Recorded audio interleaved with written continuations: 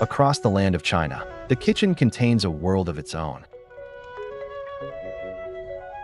where extraordinary flavors are hidden within ordinary cooking. In the common daily life, stories of time flow. Time to eat, guys. Let's dig in. Whether it's the curling smoke rising from the hearth or the evening soup on a moored fishing boat, the kitchens, whether new or old, serve as a tangible expression of local cultures and record the passage of time. Cheers. Every Chinese has their own super kitchen.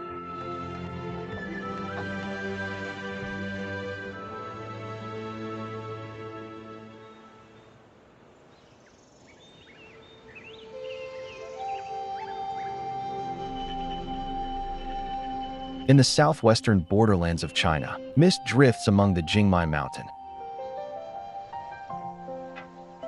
Zhang Zhar, who went far for work, returns to his village deep in the mountains. According to Lahu people's tradition, when a man establishes his own family, he can set up a new hearth. When building a house, we first need to determine the position of the hearth, because that's the heart of our home.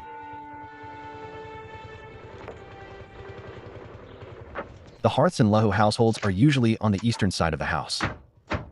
It's a square pit about 1 meter wide and a palm deep, with banana leaves spread across the bottom. Banana leaves are juicy, therefore fire resistant. Leaves can bless the family with more children. The pit is compacted with red clay, sprinkled with water to secure fine sand, and left to dry for 3 days before the new home's kitchen can be used.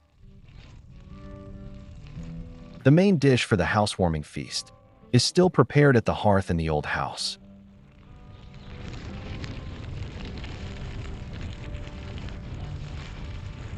Free-range chickens from the tea garden are roasted whole. Flames burn away the feathers and spread the aroma of wood. Grilling is one of humanity's oldest cooking methods. The character hu in the Lahu language implies grilling food to a fragrant state.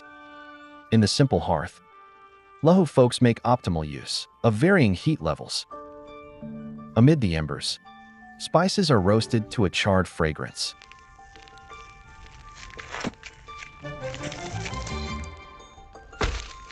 Through pounding and mixing, flavors are enhanced. The chicken is mixed evenly with spices and stir-fried.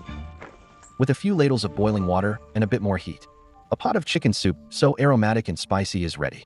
It's exuding a rich, smoky scent. Bring that over. Cut a piece from this corner and put it in the hearth. The homemade traditional well salt is heated over the fire, absorbing the scent of herbs and wood. Adding this small pot of salt to the soup makes it so delicious.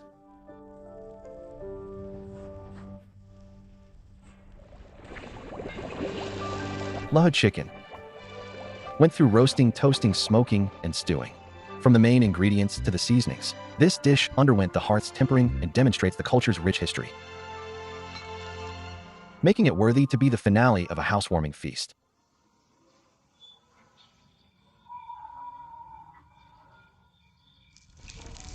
Take this new fire source and ignite this new hearth. A few wisps of cooking smoke rise. Jar watches over this hearth and guards the warmth of his home. Smile. This corner, which tells the story of the family's flavors, has become his place of belonging.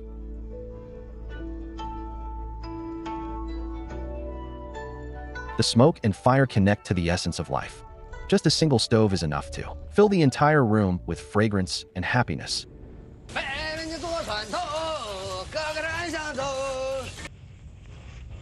It's too hot to bear.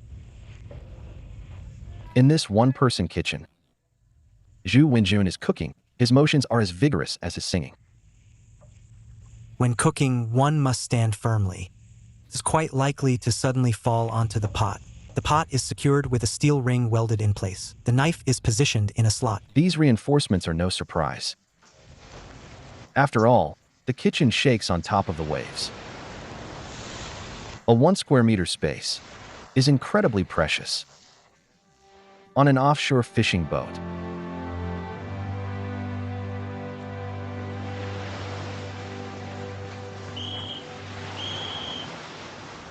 Get up.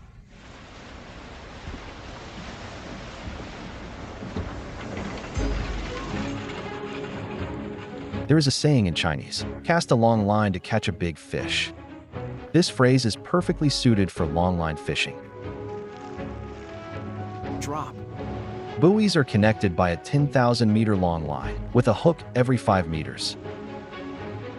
Different hook sizes and bait match specific fish species. During this season, large hooks with large pieces of mackerel are used specifically for a predatory species.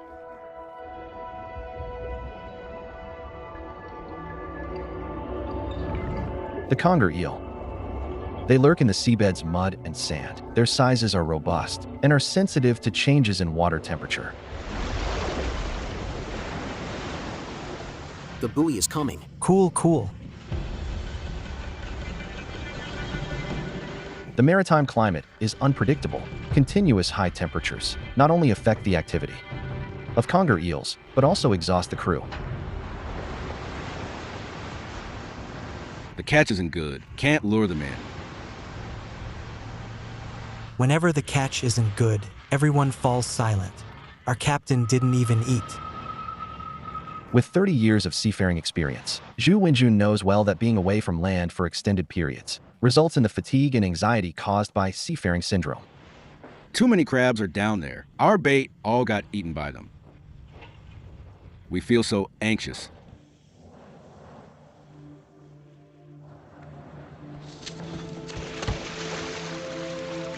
We didn't get many eels for the last 2 days. Let's catch some crabs and prepare a feast to raise our moods.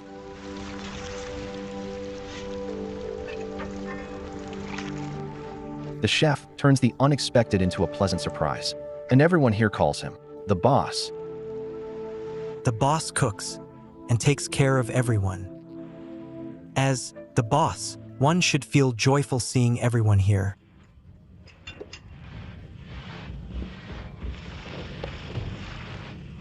You will be our lunch.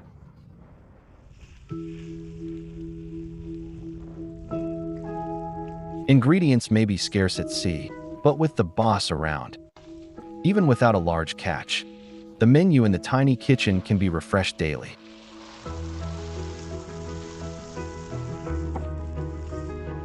Zhu is skilled at making jiangsu and zhujiang dishes, although he himself comes from Hunan.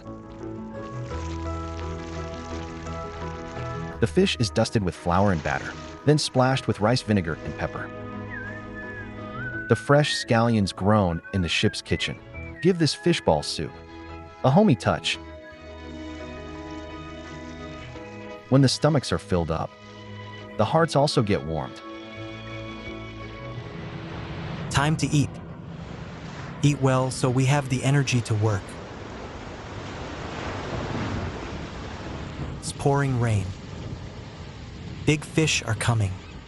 Drop the bait. On it. A cooling rain brought down the temperature, sparking the appetite and hunting instinct of the eels. The catch over the next few days hinges on this opportunity. The boss has also joined the fight. 150 baskets and 8,400 hooks were used to set up a massive fishing array, stretching for several nautical miles. Big fish. Big fish.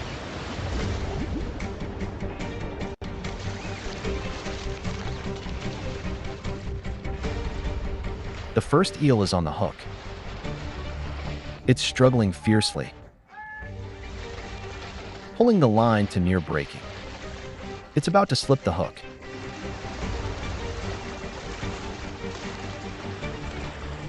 Get it. Let me do it.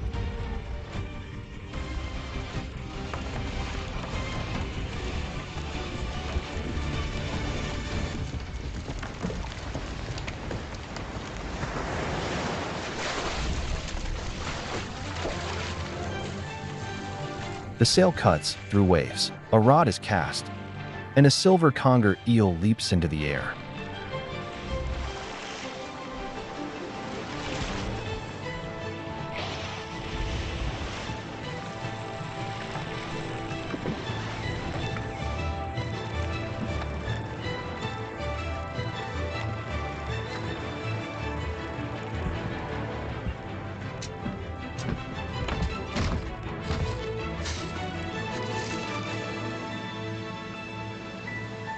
Over time, Jiangsu and Zhejiang fishers have crafted seasonal wisdom, preserving eels as dried fish. Let the sea breeze infuse them with saltiness until they achieve a smooth, rich texture. Cooked and served, it tastes savory and full of flavor.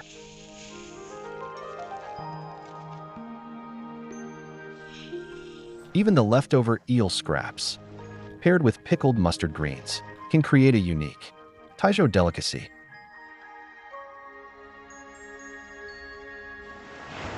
The fish are here.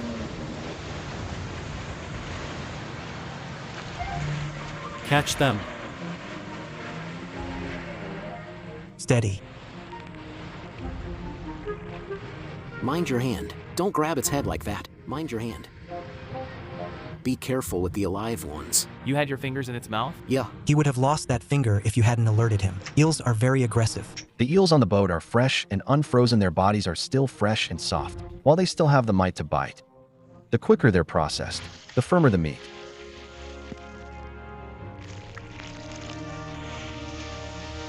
I'm not exaggerating. Those in stores taste nothing like a freshly caught eel. This kitchen may be small, but its proximity to the sea results in incredibly delicious dishes. Oil sizzles as fish skin bursts with golden power. Knife marks form ridges, with each groove filled with the flow of tasty sauce.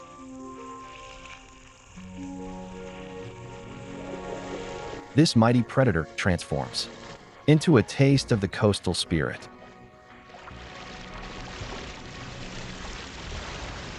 Cheers! The head should face him. I can't hold my laugh anymore. Let him speak first.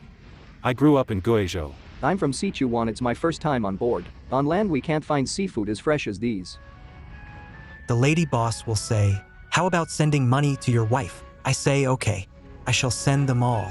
These men will spend several more months on board. Even though they are far from home, a small kitchen creates the warmth of home.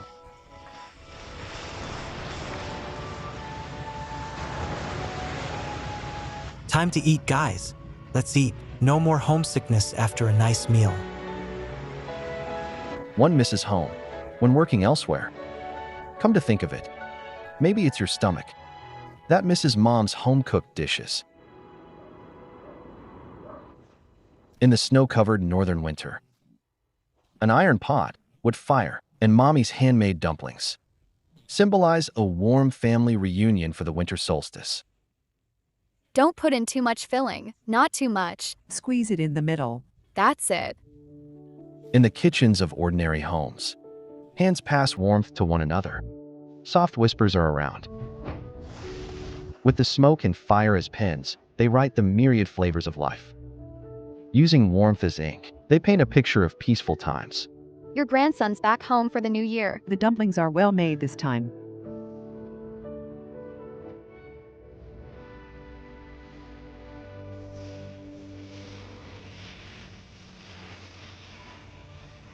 Amid the misty rain in Jiangnan, the ancient hearth stands quietly. A bountiful harvest drawing depicts prosperity. In this small space, the charm of daily life is ever present. In Jiangnan folks' view, there are 8 treasures in the water. This divine image is likely the embodiment of poetic charm.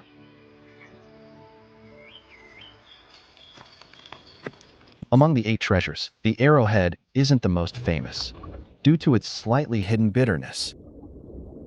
Only knowledgeable Suzhou housewives know how to remove the bitterness and refresh the palate. I'll boil the pork after digging arrowheads. Our dinner dish is braised pork belly.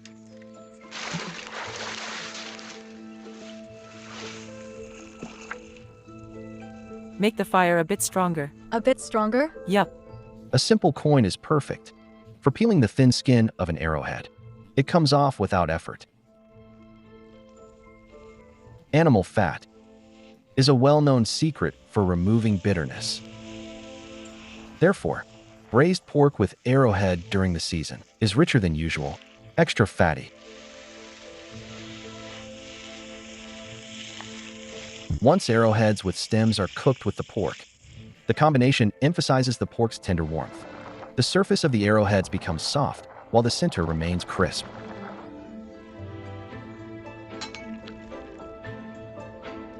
Here comes the dish. The seasonal arrowhead transforms in countless ways in old Suzhou kitchens. They can undergo pan fry, deep fry, or marinating. Even just the tenderest arrowhead stems are picked and stir-fried into a dish.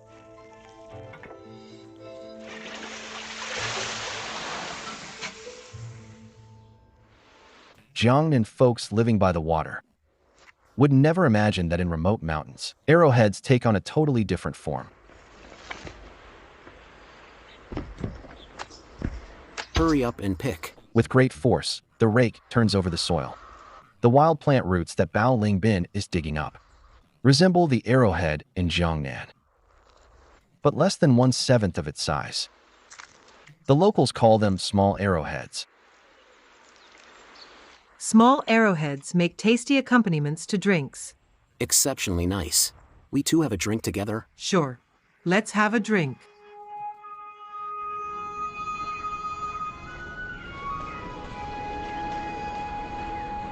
Baojiatun village rests against the Miaoling Mountains. 600 years ago, Zhu Yuanzhang ordered 300,000 Jiangnan soldiers to settle and farm here. Hundreds of similar Tunpu villages are scattered across the land of Anshuan larger than 100 square kilometers. Look, my grandson is asleep. Mine as well. Fengyang Hanfu clothes from Ming Dynasty. Jiangnan traditional houses built with stones. No kitchen range painting here, but this kitchen has all the needed functions. The ancestors carried their kitchens southward, the seeds in their bags, and their culinary customs. Both found a new home here.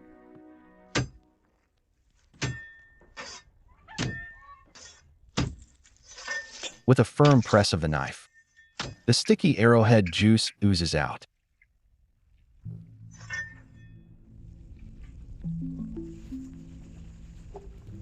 Heat the clear oil until fine bubbles appear, quickly removing the moisture from the small arrowheads. Amidst the sizzle, only crispiness remains.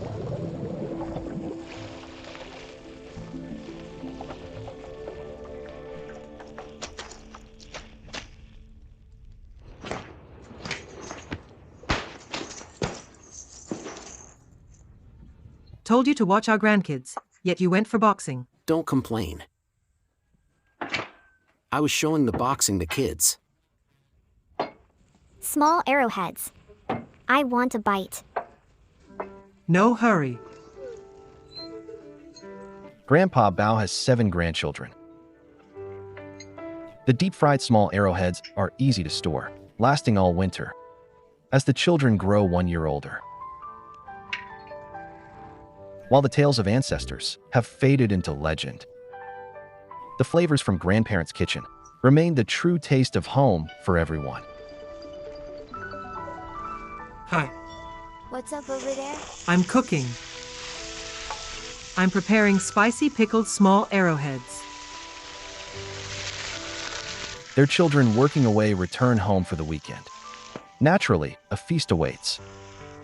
The familiar home dishes have been enriched by countless hours spent at the stove.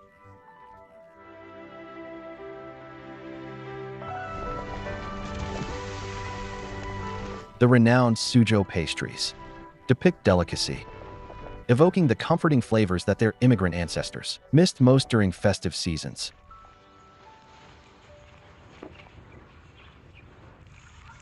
Since the environment differs from Jiangnan, crafts have adapted to its new home. The rice flour isn't required to be as fine as snow. During processing, the snow-white, glutinous rice balls vary in size. Perilla seeds, common in the mountains, replace sweet fillings used in Jiangnan. After toasting and grinding, the seeds shed their skins. Add brown sugar. Everything is mixed well. Once steamed to turn sticky, rice balls alternate with layers of filling.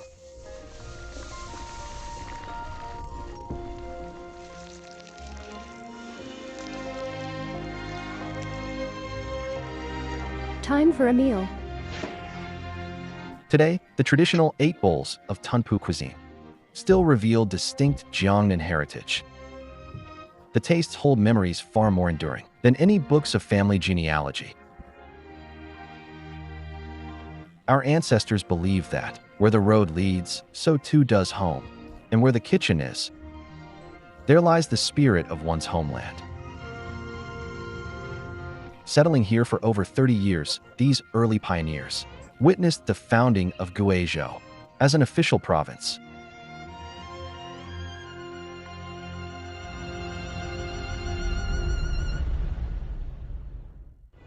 The kitchen, beyond providing food, stands as a refuge for wanderers. Day and night, it's a city's gentle embrace. When night falls, the rhythmic knocks stir an instinctual craving among Wenzhou folks. At last night's spot, around the corner. A fully equipped kitchen fits into a mere square meter, built for serving a steaming Nok Wonton's bowl. 1 bowl. Sure. Deliver it to my shop. Hold well. Don't spill the food.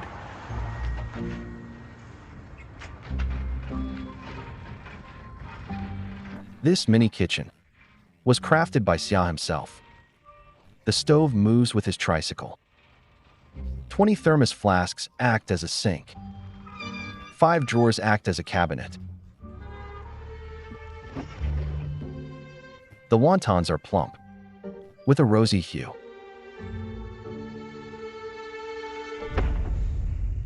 Xia's secret skill is the art of folding. His technique for layering the dough isn't unique, but Wenzhou locals make clever use of a special measuring board. It ensures that each sheet is equally thin and light. The filling is fresh, sticky pork tenderloin with a swipe of bamboo and a flick of the thumb and forefinger. There's a secret at play. As the hollow dough hits boiling water, internal water is boiled into delicate bubbles at the water's surface. The steam cools quickly, so they're never too hot to eat. Even the impatient can enjoy a bite.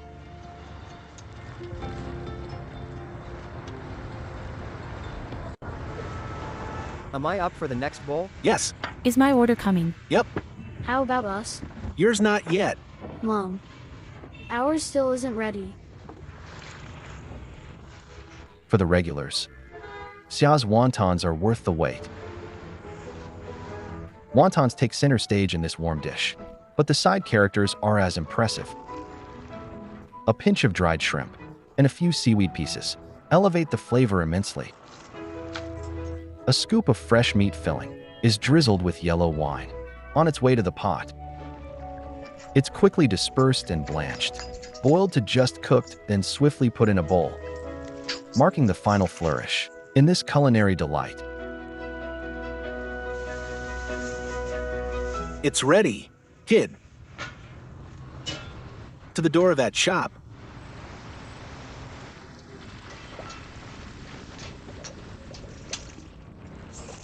A bowl of wontons warms the empty bellies and eases the roughness of life. So popular, all sold. The customers were content. Xia is still on his way to work. I usually finish the last.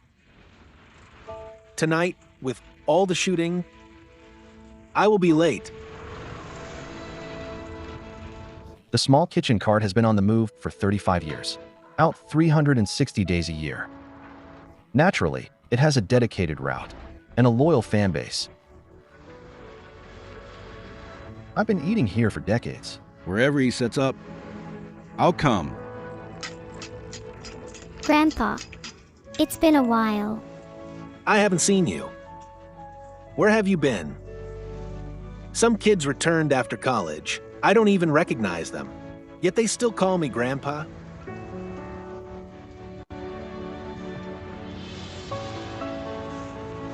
In this city fueled by a bustling market economy, the glow of countless lights celebrates its hard-working spirit. Mobile food carts like this can be found every few streets. Tiny kitchens act as warm shelters that protect the city's joy and peace.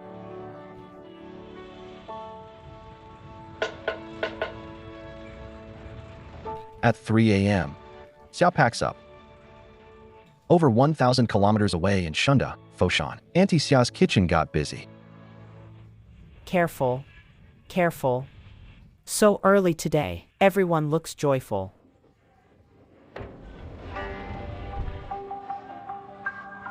Lin Yinxia, 70 years old, has been a country banquet chef for over 40 years and has a team of over 200 women. Today there are over 1,000 banquet tables. Liada Street, Haizhu District, over 10 locations. Portable kitchens loaded onto 7 trucks. All right, hurry up. Be ready before 7 a.m. Let's go. Move.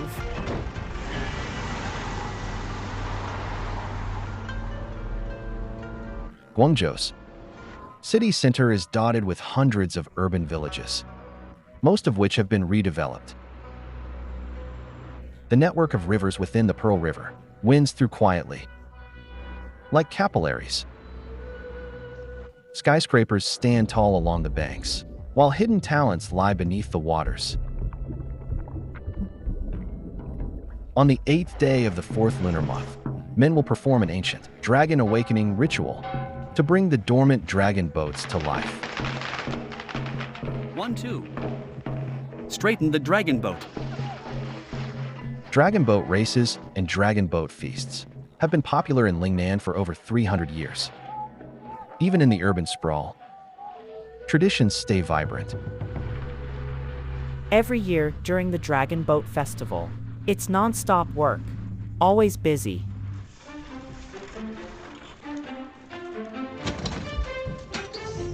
Dragon boat feasts can range from dozens to over 1,000 tables. Starting from the ancestral halls, outdoor kitchens with red canopies spread across the area, sections for slaughter, prepping, steaming, cooking, and roasting fill up parking lots. As you step onto the sidewalk, it's hard to tell if the city has been packed with kitchens or a city grew within kitchens.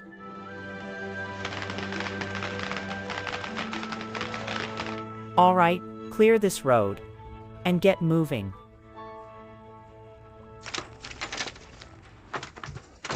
No matter how big the kitchen is, for Auntie Xia, it's a piece of cake. I've trained them, so they do as I say. We have hundreds of tables, let's assign tasks. Some tables are close by, others are so far away. One ends up walking, almost a half-marathon round trip. A draw for assignments is needed. The menu is not fixed. 9 courses vary in extravagance, all in pursuit of fortune.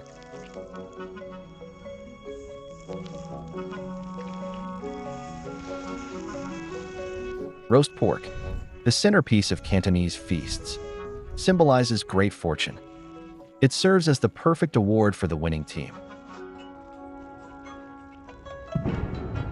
Roasted at 300 degrees Celsius, it wears a golden hue. Once the skin is crisp and the meat tender, the most beloved dish is ready.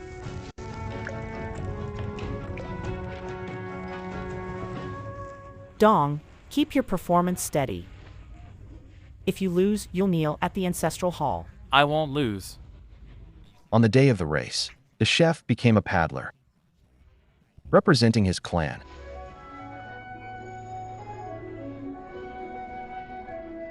The New Year's Eve dinner unites families. The Dragon Boat Feast unites an entire lineage. At the ancestral hall, brothers from afar take time off to return for a reunion.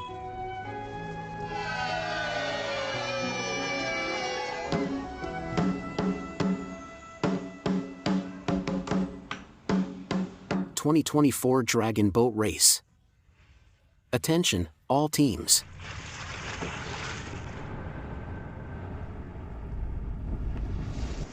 Come on. This length will do. Looks fine. Keep this length. Hurry. In a dragon boat feast, the main dishes can vary, but diced dishes are a must. Ding, likely one of the most cherished words for Cantonese folks, symbolizes prosperity and a thriving family.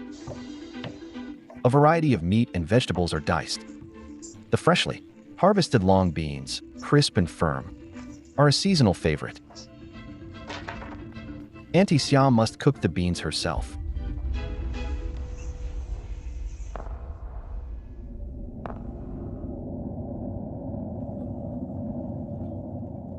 Ready.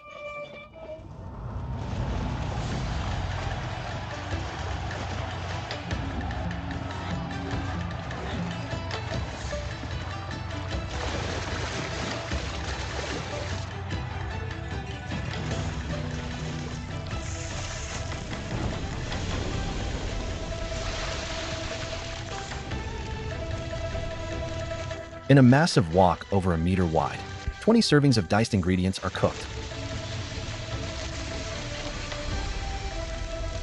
The traditional dragon boat dices symbolize fortune and pair perfectly with rice. The savory tang of pickled radish and the fatty flavor of braised pork are moderated by the intense wok heat. As the vibrant dices fly and release their myriad aromas,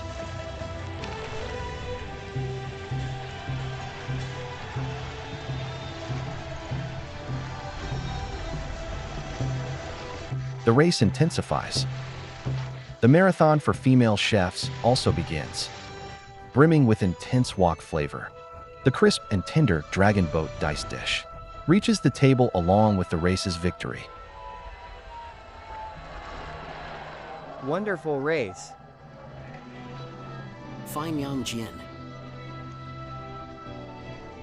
1, 2, 3, nice, all the best, good fortune ahead.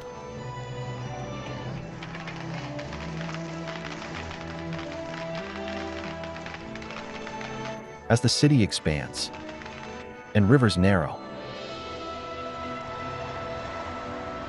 each launch of the dragon boats, an assembly of rural kitchens, awakens a deep sense of kinship that runs in our veins.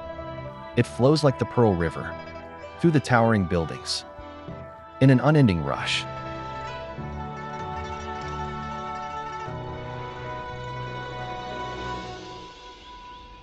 The Chinese kitchen transcends time, connecting past and present, and shaping the future of dining.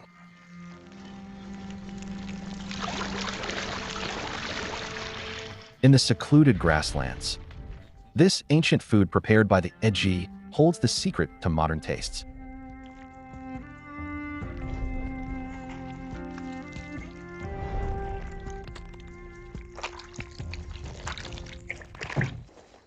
West Ujimkin Banner is the land of white horses.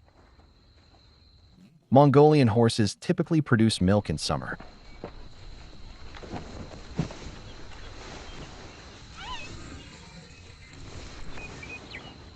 This mare in Tuyua's yard is clearly uneasy. Being new to motherhood, she's nervous and restless. Time for milk. Open the gate. To ensure ample milk production, the new mother must be separated from her foals for at least 2 hours. Be calm, be good. She has the spirit of a wild horse.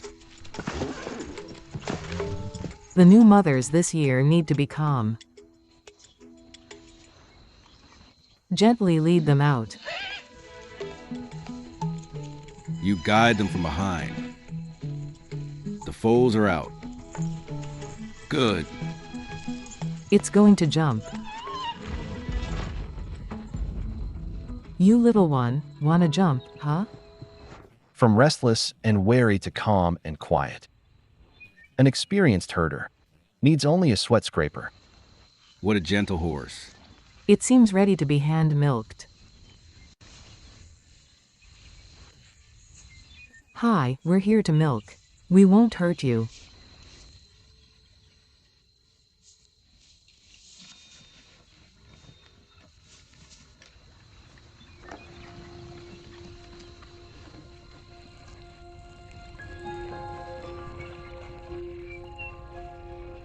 Precious ingredients must be exchanged with sincerity.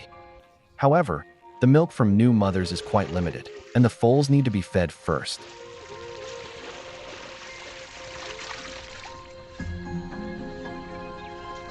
Throughout the day, Tuya and her husband tirelessly tend to over 20 mares, working with patience and care. White horse's milk tastes better, or black horse's? White horse's milk. Correct. You got it.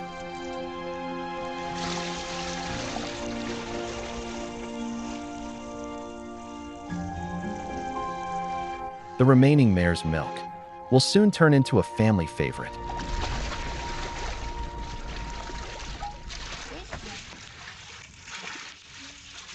The more churning, the better it tastes. You see here that we draw a Zhang character. Each stroke is repeated 100 times. Churn it thousands of times a day. In the up and down motion, lactic acid bacteria metabolize to produce carbon dioxide, creating a frothy layer of bubbles.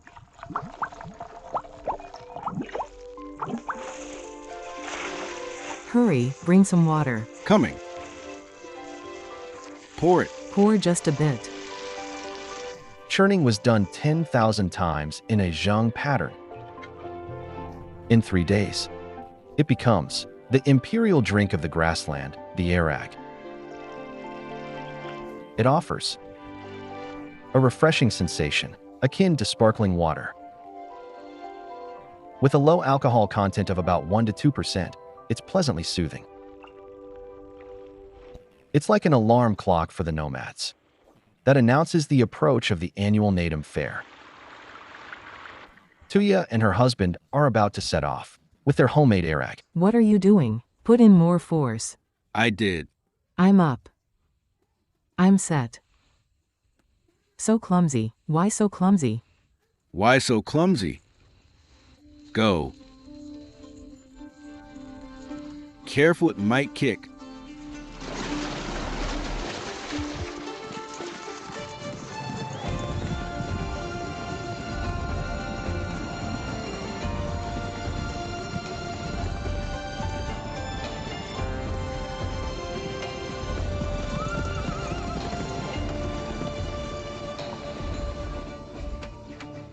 Across the grassland, Natum Fair is the most entertaining event and the largest nomadic market.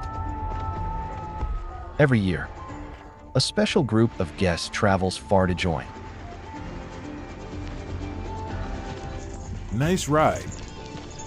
Well trained since childhood. Nice ride. Homemade yogurt, traditional bacteria, conventional methods.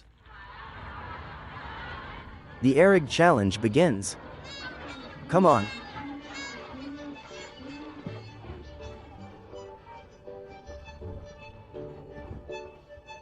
Some celebrate the harvest, while for others it's time for work.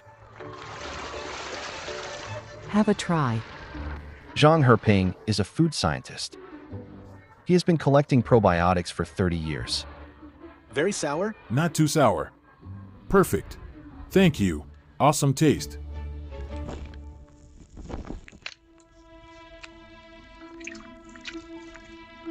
Inside the yurt, an unusual kitchen has been awakened. Cooking now involves the microscopic world. In the past, the cultures used in yogurt were almost all foreign strains. But I think that the gut microbiota of Chinese differs from that of foreigners.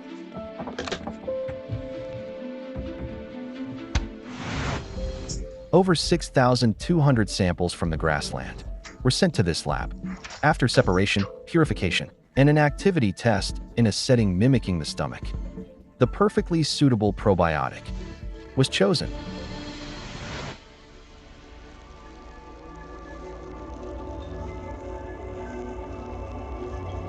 Under the microscope, colonies emerge, like glowing planets. This is China's first probiotic, with its genetic code fully decoded.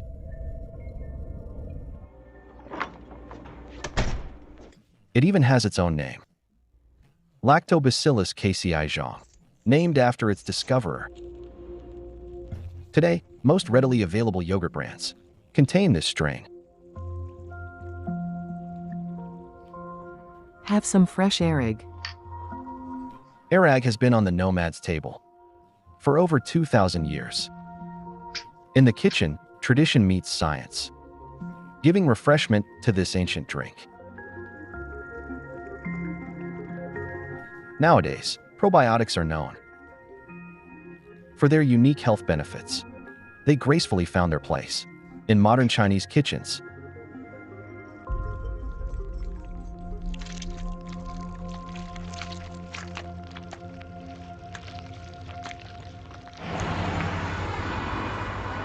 Times have entered the fast lane, seemingly overnight. Countless foods from afar have become familiar. Welcome aboard the Route 2 Luosafen bus. Without this thriving era, Luosafen may never get fame outside Liuzhou. It's too humble. The bizarre broth comes with even more peculiar ingredients. The smell of fermented bamboo shoots makes newcomers recoil, yet they are treasured by the Liuzhou folks. Not stinky at all. Really. I'm willing to drive 30 kilometers for this.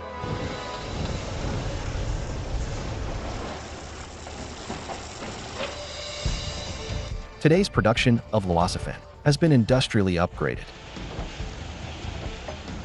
With a robust industrial base, tens of thousands of packets are sent globally per minute.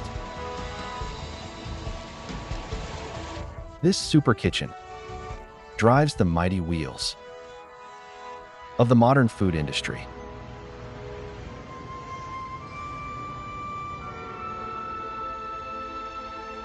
The secret to Luosafen's popular flavors is kept in a hidden paradise.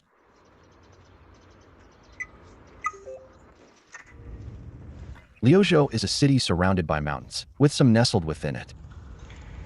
Caves hidden in the city maintain constant temperature and humidity, offering a private space for experts of flavors.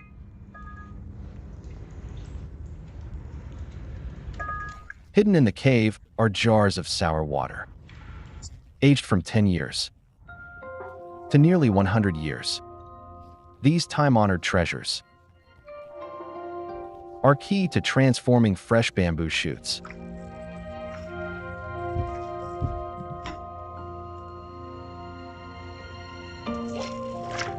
The pungent smell relies on sour water's concentration.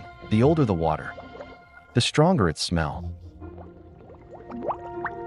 In the cold and damp air, lactic acid bacteria awoke.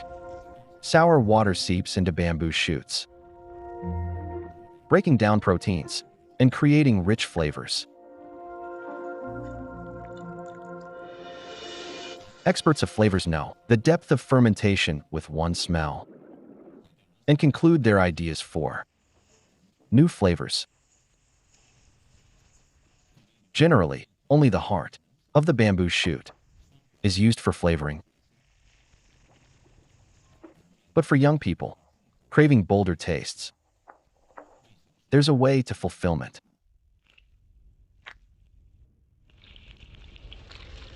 Bamboo husks are soaked in sour water and deliver an intense kick.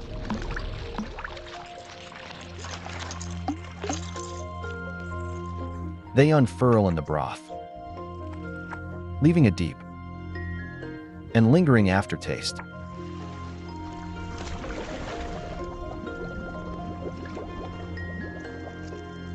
Balancing sour, pungent, fresh, and mellow smells, its taste captures the essence of wilderness and urban life. With a love for their hometown flavors, the Chinese partake in a symphony of gear and taste. As meals transcend time, familial bonds illuminate the kitchen, making it a starting point for stories and a destination for reunion.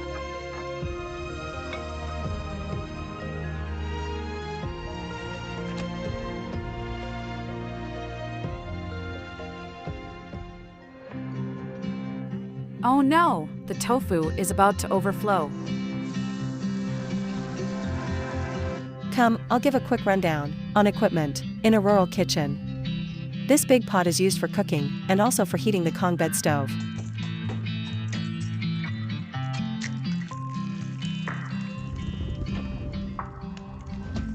Bro preparing dishes.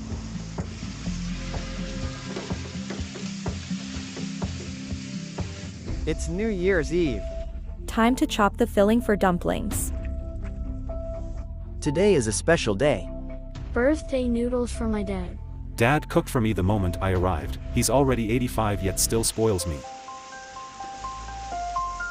My kid is in hospital. He wants to come home for his mom's cooking. Auntie, we cooked some. Thank you. We wish your family a quick recovery. How's the taste? Tastes like love? I'm learning to cook at 24. I welcome advices for improvements. Is this how you slice potatoes?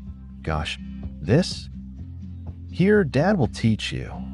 Relax, I won't comment on the tastes. I will always say, nice.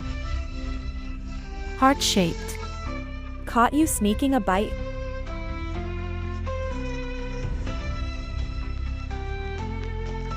Time to eat. Okay. Here, time for food.